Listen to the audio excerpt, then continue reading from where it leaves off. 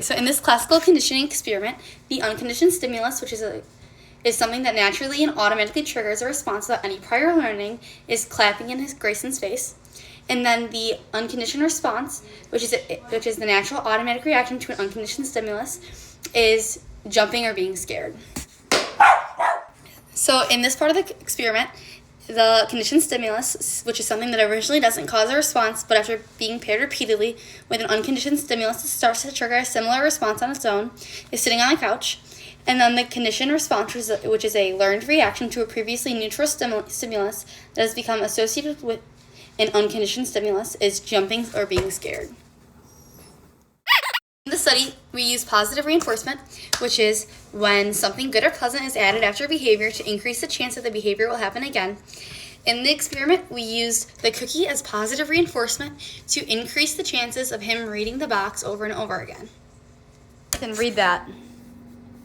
Makes 151 pieces. Good job. Yay. In that experiment, we used negative reinforcement, which is when something unpleasant or annoying is removed after a behavior, which makes that behavior more likely to happen again. In the experiment, the annoying Baby Shark song was the negative reinforcement, which causes an increase in the chances of him refilling the water again when we turned it off. Then fill that cup with water.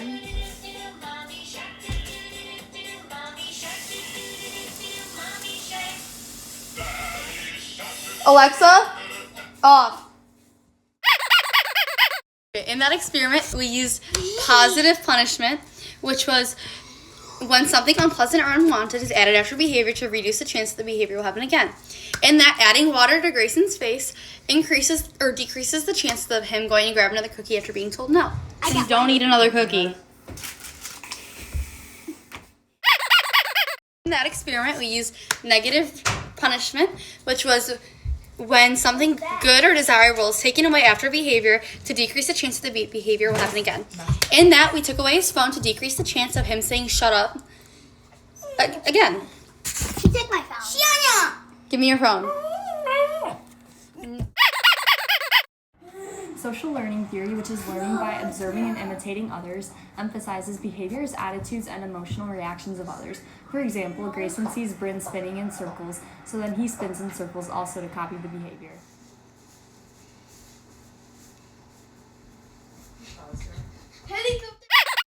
Latent learning, which is learning that occurs but is not apparent until there's an incentive. To demonstrate it, for example, Grayson has learned how to do a push-up but does not use this information until there's candy. Do a push-up. I can't. Grayson, if you do a push-up, I'll give you a piece of candy.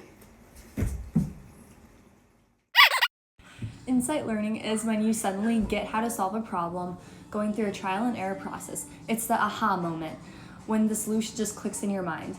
For example, when Grayson was trying to find the solution to 6 plus 7, he kept going through all these answers, and then he had this moment where he finally realized that 13 was the correct answer. Grayson, what's 6 plus 7? 10, No. 12, No. 14. No. Aha, I got it. 13. Yep.